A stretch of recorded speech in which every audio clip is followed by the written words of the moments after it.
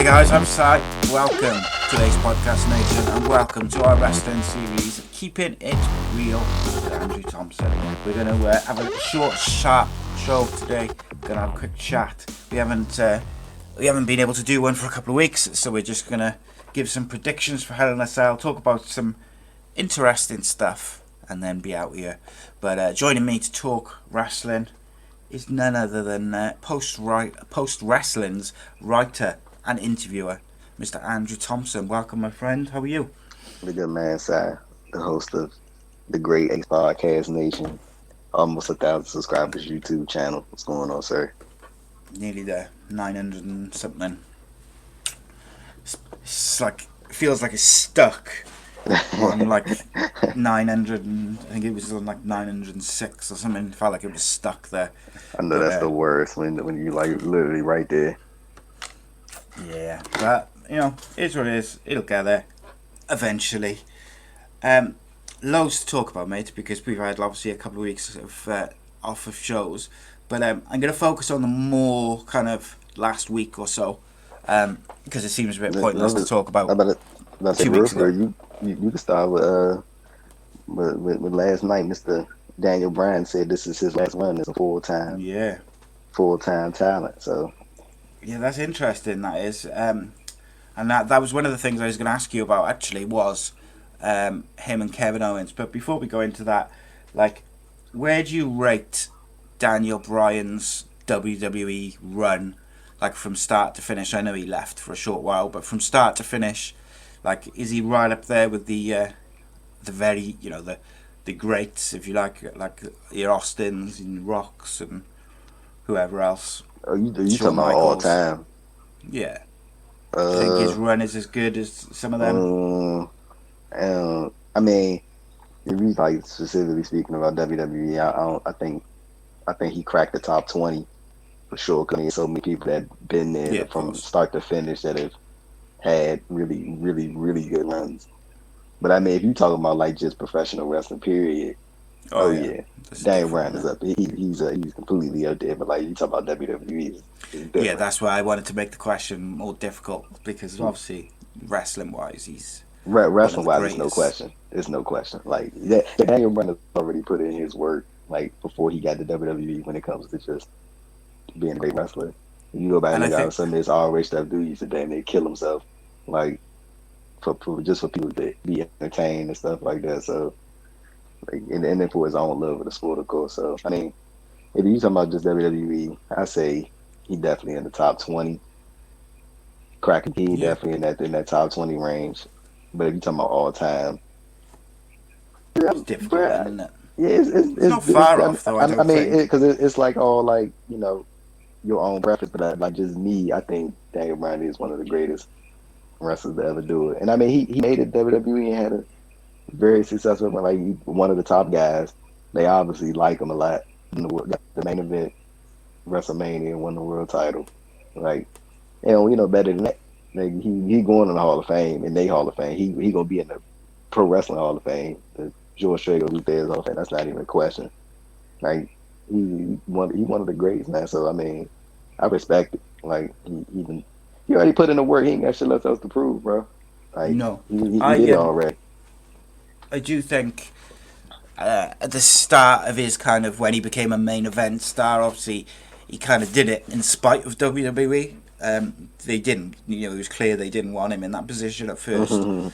But you know, he's shown his worth over the years in many different roles, whether it's heel or face or singles or tag teams or comedy character. He can do it all, and he's superb in the ring. And I look forward to this last run, however long it may be, because I think he's going to be very motivated to make new stars and cement them. And there's a few guys I'd like to see him work with, which I'll ask you about in a minute. But before that, they kind of started a storyline last night whereby it looks like Kevin Owens and Daniel Bryan are going to be a tag team. What do you think about that? And also, I look forward to the inevitable Kevin Owens heel turn, whether it's in a week or 6 months or whatever. That'll be awesome. But what do you think of them working as a tag team? Do you think that's a good idea? I don't even think they won't be a tag team. I think that was just something they just came up with last minute because they didn't announce anything for SmackDown at all. The only thing that we knew was the Otis, so I'm assuming that they was putting that show together last minute, and I think that was just something that they needed to get Mm, get the tag team scene going. Because I mean, like right after that segment, they went right to the Sami Zayn Daniel Bryan thing for the yeah. Intercontinental title. So I think I ain't really make too much of it. I thought it was just something to the Mm, like a tag okay. team thing going, and then but I think their main thing is Daniel Bryan and Sami Zayn, and that's what they probably See, gonna run back. that disappoints me a little bit because I was thinking about the potential of like a little run of them as a tag team, and then having like Sami Zayn and Daniel Bryan trading insults and kind of keeping that going on the sort of outskirts of it.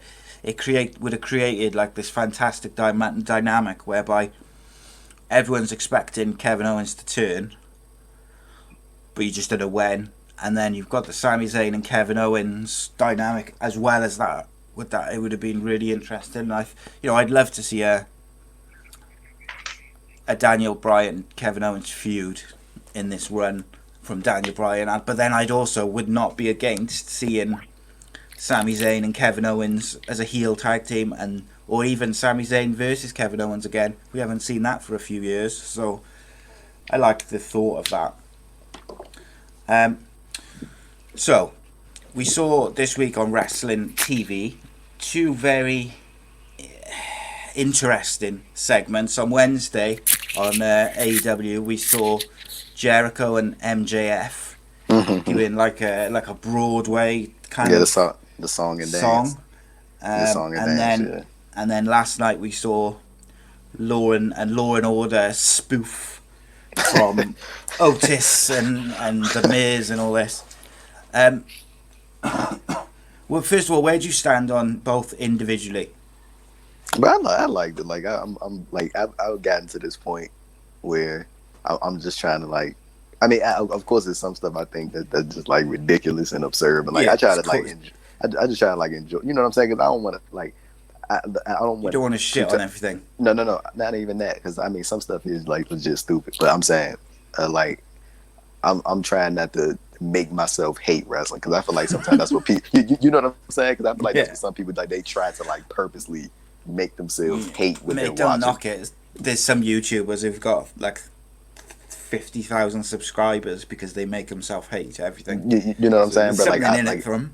I genuinely love wrestling. So Yeah. I'm trying to. I'd like to enjoy it. Like but Yeah. but like sometimes it's just some stuff that's just like Yeah, you Jesus can't help Christ, it, can like you? yeah, but like Yeah. the MJF Jericho thing, like I ain't think it was like I ain't think it was like some absurd thing. I mean, Right. was it everybody cup of tea? No, I mean, I'm gonna say this: what was it my cup of tea exactly? No, but I can see the entertainment part of it. Like I can see why people enjoyed it. You know what I'm saying? Because So, it's different, and I enjoyed it. yeah. But I mean, but I can see like I mean I enjoyed it from the perspective of I can see the entertainment value in it. And then for as far as the Otis thing, I mean, what was that everybody cup of tea too? No, I mean the same thing with MJF Jericho. I enjoyed the entertainment aspect of it, and then I ain't gonna lie, seeing I saw Teddy Long that popped me. I'm not gonna lie, Yeah. Teddy Long is hilarious. He told me, Yeah. but he was like, I got a P player. I was like, Teddy Long got to be the most like that was like the last person I was expecting to see right there. But then the wrestling score thing that was kind of fun because I think JBL used to do that like Wrestler's legit. court, yeah, Yeah, yeah. I think he used to do that like legit. His ass should have been in wrestling court for all the shit he did, but Oh my god, yeah. But like going back to those two segments, I think right, it's not something which like it's one of those things whereby if I was sat in the room watching that and my wife come in or my kids come in, even some of the older two, would I be like a bit embarrassed by it? And I was like, I'm nearly 40, I don't get embarrassed by anything, so I suppose there's that. But also like the Jericho one and MJF, I found it quite funny and I found it quite entertaining. So that kind of, even though I knew it was like a bit stupid and a bit like, nah, come on. But I enjoyed it and I thought it was funny. The Otis thing, that was, I don't know, it is what it is. So Sweet. And yeah, I don't know. It is what it is. It was just with the Otis one. It's just a way to get to the Miz versus Otis at the end of the day. Bro, Do you know what I mean? Bro, I genuinely feel like they had a fucking clue what to do with Otis. Like, yeah, I don't know why they put Tucker on Raw, mate. Like, I feel like they thought they had an idea of what to do with Otis, but then, like, once they really got down to the nitty gritty of like, oh damn, like he really is Money in the Bank, like, like. But what I don't understand, right, is say they've changed their mind because they don't know what to do with him and they want to kind of take the case off him. There's a handful of guys who could take it off him and kind of squash him and get away with it without killing his character. So, for instance, before the Fiend was moved to Raw, you could have had the Fiend fight him for it, take it in 2 minutes. No, that doesn't hurt OS. The Fiend with the Money in the Bank, though. Like, well, yeah, no. I'm just saying as an example, or whoever, or even Aleister Black, or not Roman Reigns because he's champion. You want to know who would have been a good person to get the Money in the Bank contract right now? Bobby Lashley. Yeah, I'd be down for that, but they're on different brands. So give it to Chad Gable. Chad effing Gable. That's what they should call him. They should literally call him Chad effing Gable. But I'd love to see a Daniel Bryan Chad Gable feud. That would be good. I think it's gonna happen now. He done finally dropped the Shorty G name about damn time. I'm telling you what, just let him go out there and wrestle, bro. He's good. Like, they should almost give him. You wanna know what's crazy though? What they did with Kurt Angle at the start. As I say, you wanna know what's crazy though? I'm gonna ask you this. Like, can you imagine how frustrating it probably is to know, like, that they book him. Sorry, bro. It's just my son. Come on, man. Look where you're going. The fiend came and attacked the screen. Yeah. He wasn't happy that you said that he shouldn't have the Money in the Bank contract. I was gonna say, can you imagine how like weird it is for Chad Gable to know that he could probably like legit out wrestle anybody on that roster, probably beat the hell out of him if he wanted to, and then but and they just continually just treat him like a joke. Yeah, it's got to be frustrating. I have got hope that this is the start for him, because I think what they are, I've noticed a couple of times recently with some of the stuff they've done with him, only little things that have been said, or little things that it almost seems like they have realised what they've got with him. They're just trying to work out a way to get there. I hope that's the case, because if they don't do anything with him in the next year, he will go to AEW or New Japan and absolutely become a superstar. I mean, he could just go to NXT for real. Like, you just I'd have loved to have seen. I would have loved. I was a bit gutted they didn't include NXT in the draft. Even if they didn't want to have a full draft with NXT, if they could have just had like Triple H be shown there, and him just do some trades. So like, I'd love to have seen Chad Gable, Andrade, someone like Dana Brooke go down to NXT. I feel like that could be real interesting. I wanted to get your hot take on this, because I know you about to go on a rant about this. When I said, what do you think about them breaking up the Iconics just to put Peyton Royce with Lacey Evans? Oh, mate, right? It's fucking speechless, mate. It really pisses me off, because you've got them, you've got Andrade and Garza, so they broke them up. Fine, if they're going to do something with them on separate brands, amazing, because they're both amazing, talented guys who should be right up the top of the card. Garza wasn't on TV this week, Andrade wasn't on TV this week, so why not keep them as a tag team and have a bit of depth, because they got no depth in the tag team divisions, so it was pointless. And then you break up the Iconics, who are super entertaining, everybody enjoys watching. You can constantly beat them because their gimmick is that they'll insult you, and they're like mean girls, but funny. And then they get beaten up by the babyfaces. This is a perfect female tag team to have in that division. And then to break them up and put them with Lacey Evans, I think is stupid as well, because they've actually put some effort into Lacey Evans, whereby she's like a good upper card heel, and she can, and they've also set like a story with her being a Marine, and she's obviously got a kid, and everyone knows about that side, whereby eventually she could be a really good babyface. So to just stick her in a meaningless tag team is pointless. It hurts her. And like I say, I really like the Iconics. It was a fucking brain dead, stupid decision. But there's a lot of those around. So I know you are waiting for me to ask you about this, because we've got to talk about it, because I'm a big fan of Retribution, as you know. I'm a big fan of Bray Wyatt and the Fiend, and I was kind of torn, because the segment on Raw, which opened Raw with the Fiend and Alexa Bliss, then Retribution, and they circle him and he disappears. That was awesome. I was so pumped for that. I was like, that was fucking awesome. Then the Hurt Business come out and you have the match. I was like, right, that's fine. And then they had Dijak tap. And I was like, what are you doing?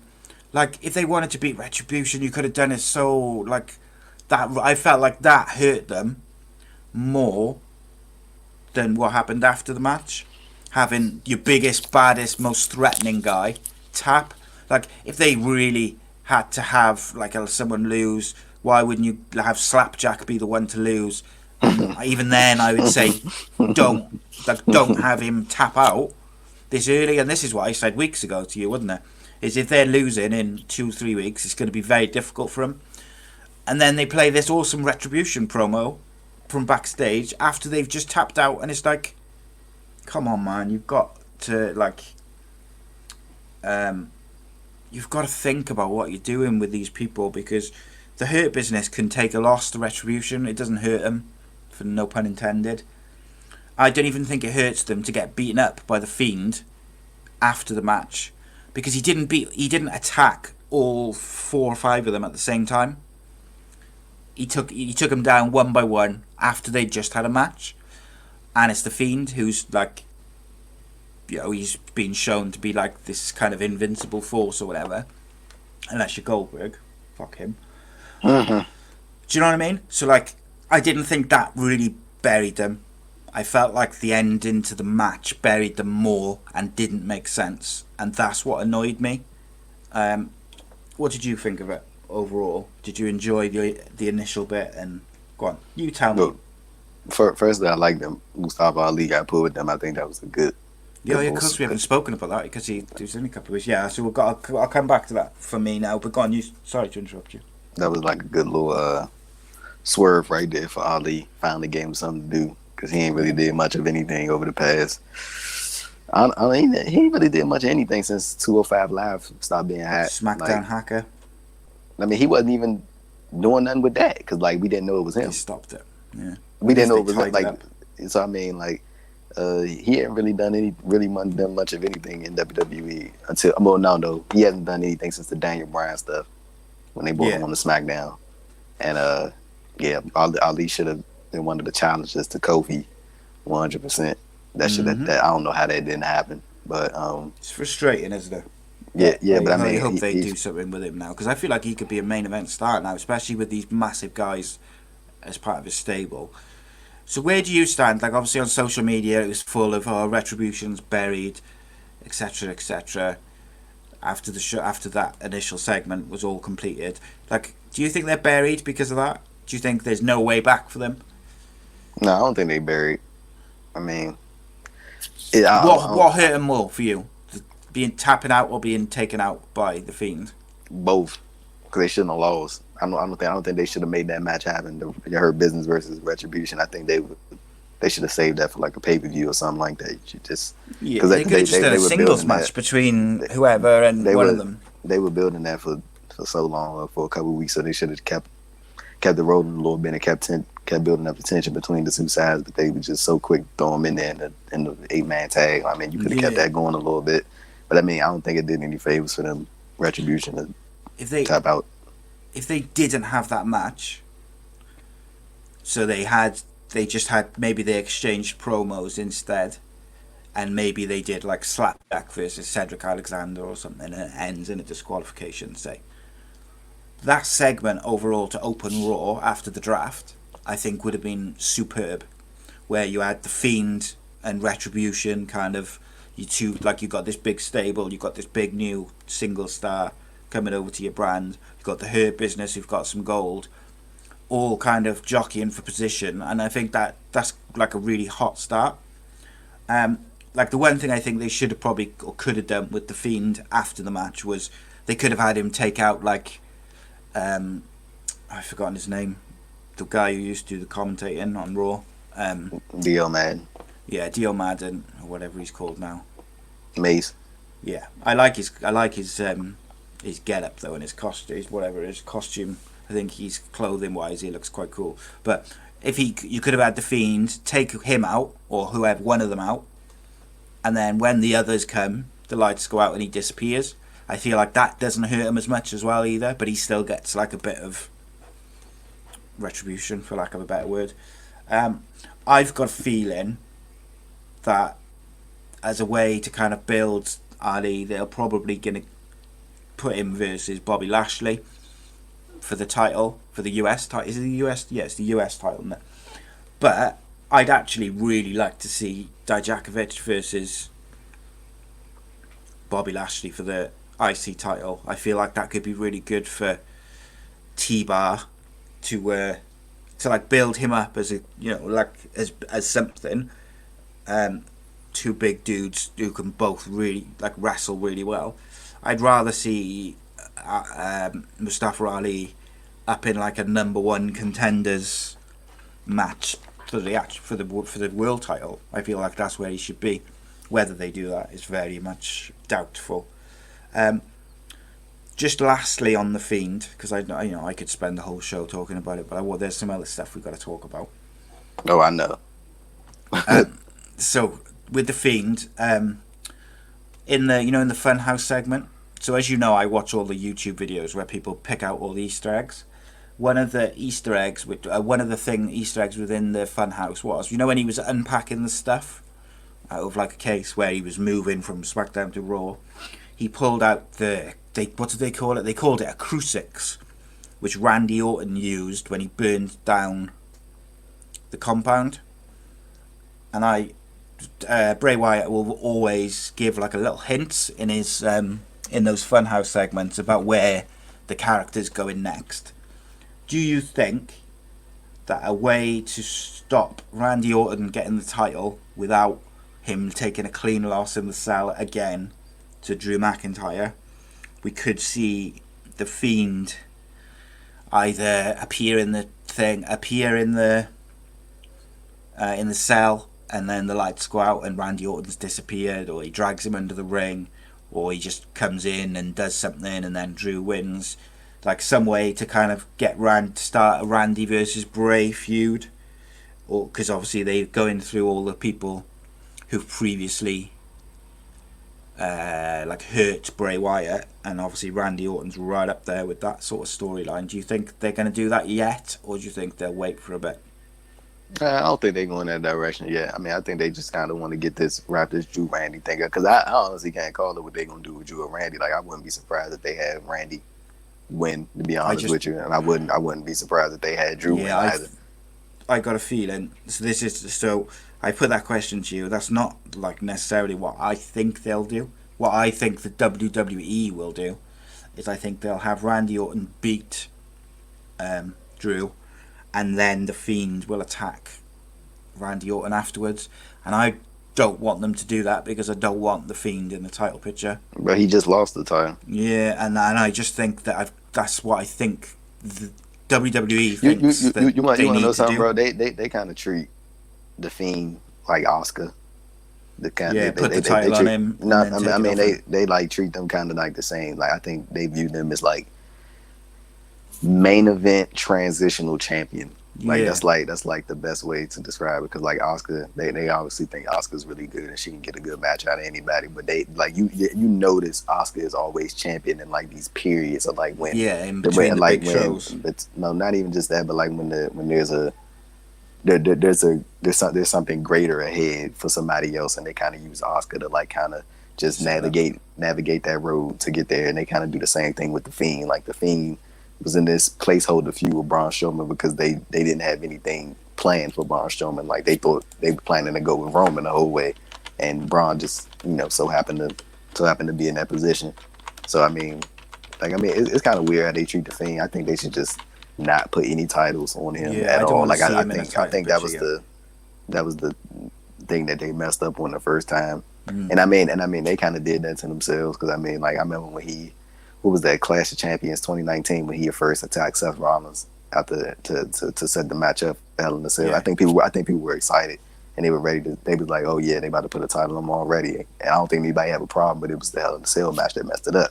So I was like, they kind of dug themselves a hole with that. So Yeah. I think the best thing for them, keep him away from all title pitches, and you just do creative stuff. I mean, like maybe you kind of keep the Fiend out of the ring for a little bit. Maybe you just have Alexa Bliss kind of take the reins, Well, I wonder whether they may do a Mia Yim feud for Alexa Bliss as a way to like have the Fiend feud with Retribution, but without actually having matches. Does that make sense? So like the feud will be Alexa and Mia Yim. What's her name? Reckoning. That'll be the feud, and the Fiend will kind of just be there now and again. I think they'll probably give Alexa Bliss some sort of Fiend gimmick as well. They got to be honest. Hey, have you? Hey, I'm gonna jump topics real quick, but have you seen this series on IWTV called The Masked Wrestler? Have you seen haven't, this? no. Dog, oh my goodness, you should like. Well, I'm sure some people that have seen it on social media. You guys see one of these episodes. It's on IWTV. It's like 20 minutes. Every episode is like 20 minutes. So basically, the wrestlers come out and they in a black jumpsuit, right? Mm. But you don't know who it is, and then the person who loses got to unmask themselves, and the wrestlers who are on the show, they kind of change their move setup, so you don't know exactly who they are. It is crazy good. Like the first episode was crazy. I was like, there's loads of them on YouTube, so I might have a little look at that. yeah, I think. Where else can you watch that? IWTV IWTV or the independent wrestling TV and that. Yeah. Oh, you watching a fight? Right, cool. I'll check that out. It's good, man. Like that's a good. Like it's hard, especially now, to come up with like a creative wrestling concept like that. Is creative as hell. Yeah, man. I'll check that out 100%, mate. Very, very quickly. Two things because I'll forget this. It's Gaz and I think JD. Someone sent something in before and said they wanted us to review all the Dark Side of the Ring. We will start doing it, but we'll do it when we know that we're going to have like a run of weeks where we can definitely do shows, because obviously Andrew's busy on the news beat and doing his podcast, and I do lots of other podcasts, so we can't always do it every week. We do try to fit in like a short one at least each week, but sometimes they doing the new season getting filmed right now. Yeah, here's a question for you then. Very quickly, who would you like to see them do a show on? Because it's an extended series, season of 14 episodes. Yeah, I forgot it was 14 episodes. It is 14. But who I know would you like to see off the top of your head? I know one of the confirmed ones is WCW Collision in Korea. I know that's one of them that they doing. Okay. And I think Brian Pillman is another one. That's a very good one. I'd like to see Eddie Guerrero do one. I know they covered him a little bit on the Chris Benoit show. Yeah, but I'd like to see that. I'd like to see them take Hogan to task, to be honest. Bro, if they did a whole, oh my goodness, they did a Hogan move, yeah. They just grill his ass. Bring me on. But you know what they do? What they should bring him on. He's got such a massive ego. He probably wouldn't realize that they're kind of like trying to expose the things he's done, and just go on there. Like, I think we might get one on Vince Russo in some capacity. I think they should do Chris Kanyon. That'd be a good one. Chris Kanyon. I think Chris Kanyon would be an outstanding one because it's quite a sad story. His story is like so because Chris Kanyon he was gay, right? Yeah, and I know he committed suicide because of like, well, I mean, I don't think it was directly because of that. I think it's because of the overall pressure, and of course him being in the wrestling business and keeping that kind of a secret from. Because I know I heard Chris Jericho talk about that a couple of times. He was like on some podcasts. He was just like they like kind of knew in a way, but they never like fully Yeah. like got the confirmation from Chris Canyon. So I think that'd be like a real cool episode just to get his story told, because the way he died was so messed up, man. So Yeah, it's screwed up, man. So yeah, we will review it as requested by the viewers. We'll go through each episode. We'll do like one a week or something, but we need to find the right time to do it. And also, obviously, we've got to have time to watch them and stuff. But we'll try to do it before the third season starts, which is next year. So we will do it. Just we'll find the right time. And lastly, I wanted to ask you quickly before we do our predictions for Hell in a Cell, if Vince McMahon came to you and said, "I want to put some gold on Retribution, not all the gold, but some," which guys or girl would you put it on, and how would you do it?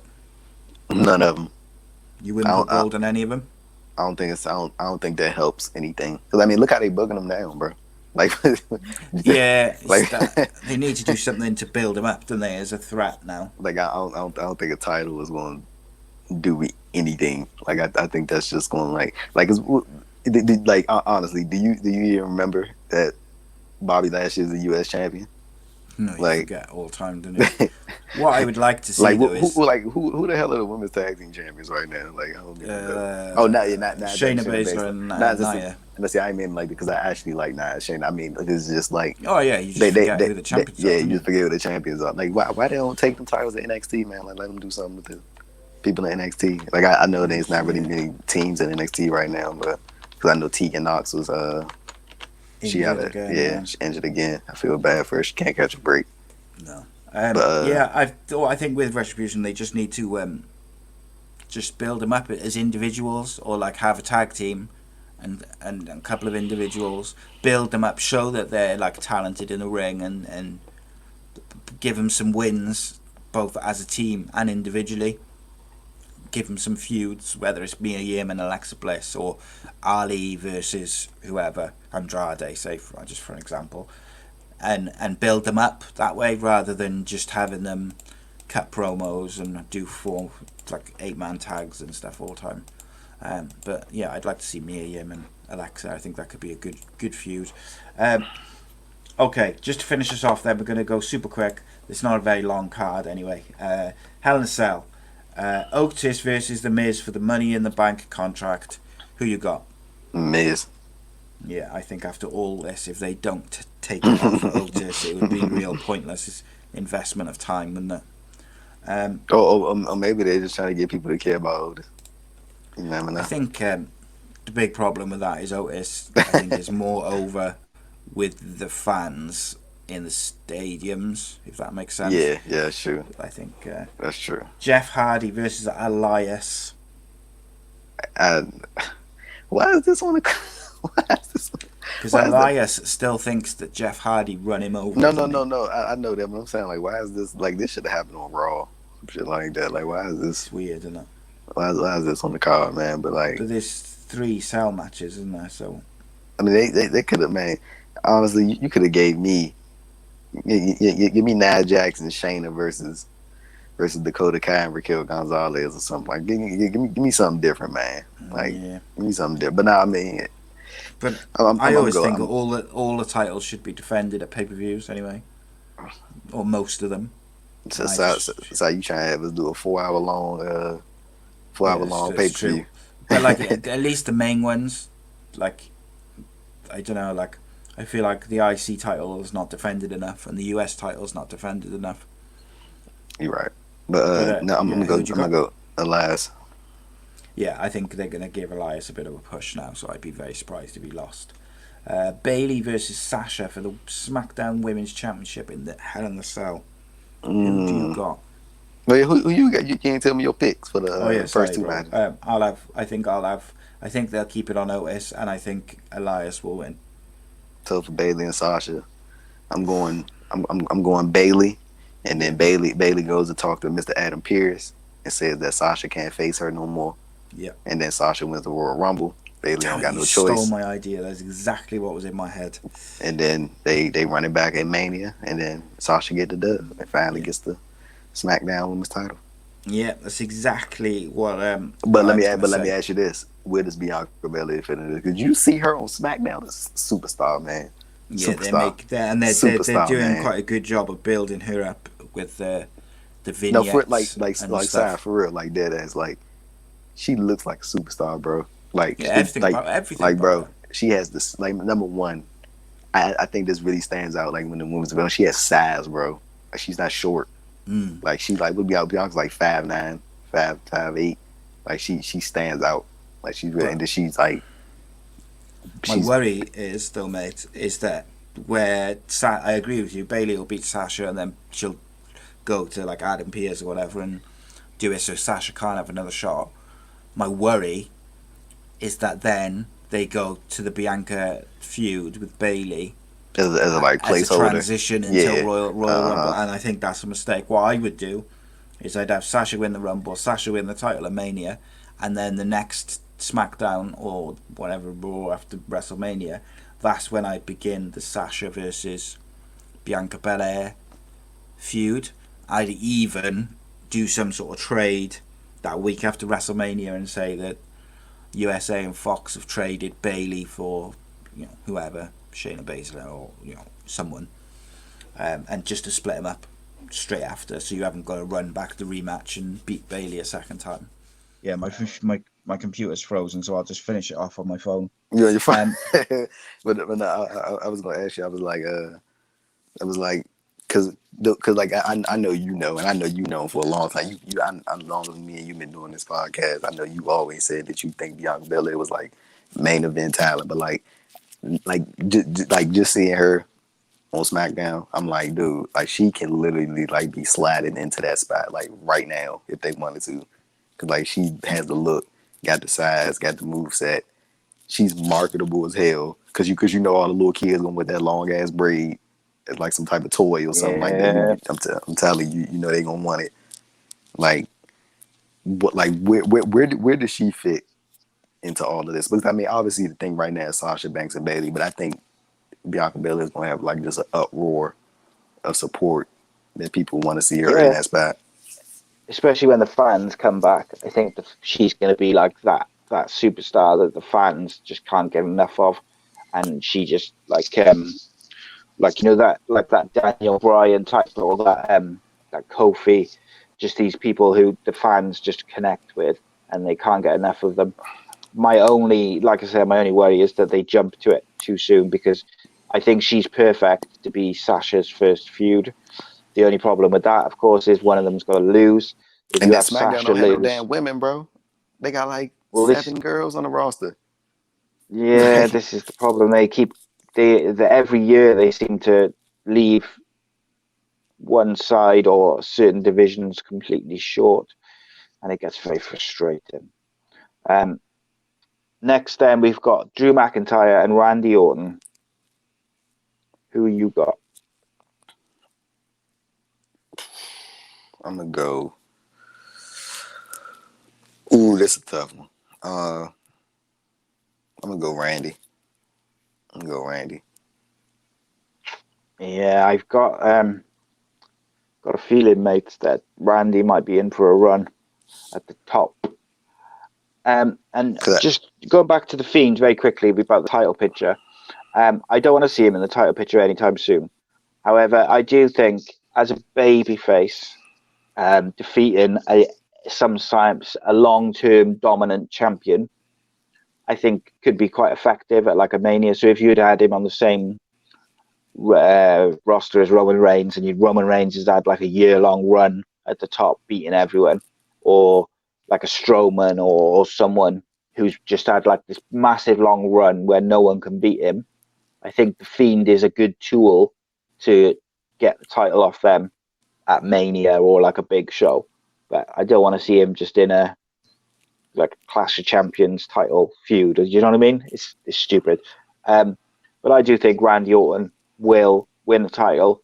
My concern is I don't think they're going to wait too long to do the feud between the Fiend and Randy Orton, which worries me. But yeah, I think Randy's probably going to win. I definitely think there's going to be a Edge Randy Orton title match somewhere in there. Yeah. Do you think they'll give Edge another run, do you? No. I only think Edge. I only think Edge will want that. That don't even seem like the type of thing he'd do to come back and try to get a world title. He's not like a mark for himself, is he? And then the main event is Hell in a Cell I Quit match between Roman Reigns and Jey Uso. Great story. It is a fantastic story. Do you know what I would have liked to have seen? Is Lance Anoa'i, who I just interviewed to make a run in. Yeah, and that's what I was going to say. So the stipulation is if Jey loses, Jimmy Uso has to join Roman. Is that right? Basically, the thing the on screen story is that if Roman wins, then Jimmy and Jey basically have to do Roman's bidding. So basically, they have to join Roman, and then they get they get like blackballed from the family. So like he kicking Jey, Jimmy, and their immediate family out of the whole family. That's funny as hell. But then, like, I like the story of if Jey Uso wins, if Roman wins, the Usos have to join him. And then I like that they slowly, as he forces them to do like heel beatdowns and stuff, they kind of slowly get on the same page with him, and they like it. Do you know what I mean? Yeah, like, the Usos were already heels anyway, for real, when you think about it. But they were always heels. People just like the Usos. Like they I don't think they were ever good guys. People just they didn't go back to babyface, did they? People just always liked the Usos. I'm telling you, bro. I can't remember when they were ever baby faces. They were never baby faces, bro. People just naturally gravitated to them and they started cheering them.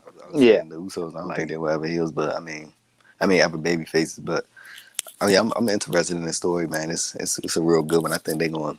I think the next step is. Because he said if Jey Uso loses, then Jimmy and him have to do his bidding. So I think that kind of rules out Jimmy Uso getting a shot at the title. So I'm interested to see what they're gonna do next, man. Like I'm looking at the landscape SmackDown right now. I don't think they want to go to Seth Rollins just yet. Yeah, for sure. I think the other thing, mate. I think ultimately it's going to end in Roman Reigns versus The Rock, and that's the aim. Even whether The Rock's agreed to it, that's where they're going to want it to go. I think if they had fans at Mania, yeah. If they don't have fans at Mania, no, it's not going to happen. But The Rock is making an Impact Wrestling appearance this weekend. Is he? Oh, you ain't hear about that? Is he really though? No. I haven't had a chance. He's not gonna be there in person, but he doing Ken Shamrock's Hall of Fame induction thing. No way. No, dead ass. Like not even trying to be funny. Like that's legit. Shamrock asked him because him and The Rock they used to work together a lot, and he used to be tight now. Yeah, and The Rock just agreed to it, and he recorded a video for Shamrock for his Impact Wrestling Hall of Fame. So they're gonna play that as his intro to induct Shamrock. I think that's cool. I'm pretty sure WWE can't say. Bro, The Rock I don't think The Rock needs WWE at all. Like I think he's past that. No, of course he doesn't. So I don't really think that they have any room to say anything. But I know Impact is about to use the hell out of that footage, boy. I'm telling you. Oh God, yeah, it'll be everywhere, won't it? That's what I was going to say just quickly is if they are building to the Rock match, I feel like a good way to add to the Rock before the Rock comes in and starts the feud would be to add guys like Lance Anoa'i to it, yes, and have Roman kind of so I can plug this article into the tweet. Yeah, man, you can put that shit everywhere, but but you know what I mean? To have like some of the other Anoa'i's come in and Roman dominate them, and what you could do is you could bring in a couple of them, and then have Roman kick one of them out because he wasn't performing. But Lance is Roman's first cousin though. Like I think he's related to Jimmy and Jay, but Roman is his first cousin. Like, Okay. yeah. So I think I mean it didn't last. He wrestled on Raw last year with he was working with Roman, and they against Shane McMahon and Drew McIntyre.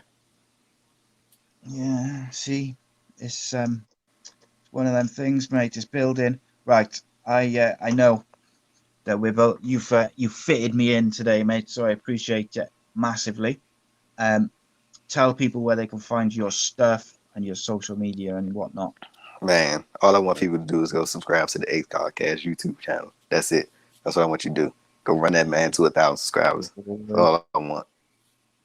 Just because you are a hero, mate. That's why. Ultimately, you are a hero. Yeah, subscribe. And as of this writing, we will be. I say as of this writing, Jesus Christ, I'm thinking about when I write my articles, bro. But but like as of this podcast, we should be able to go next Friday full time, and then we'll be able to get a good show in, and we'll recap Bound for Glory. And yeah, it looks real good, mate. Yeah, Bound for Glory. That's a real good card. But yeah, we go do that, recap that, and Hell in a Cell, sir, and then we on the road to Survivor Series. Yeah, boy, it's gonna be amazing. Be interesting what they do with Survivor Series actually, but we'll talk about that next week.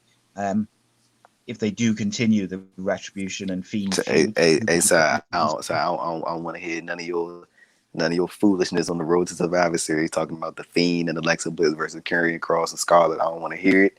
I don't want to see it.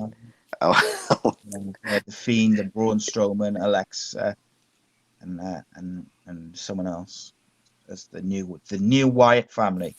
You know it's true. Guys, nice one for tuning in. Andrew, as always, it has been a pleasure, mate. And next week we'll be back with a full-length show, as it were. Although we got a good 50 minutes in. Yep. So that's not too bad. But I'll see you next week. Cheers, guys. Subscribe, youtube.com/A.C.E Podcast Nation. Don't forget, I think we're on about 920.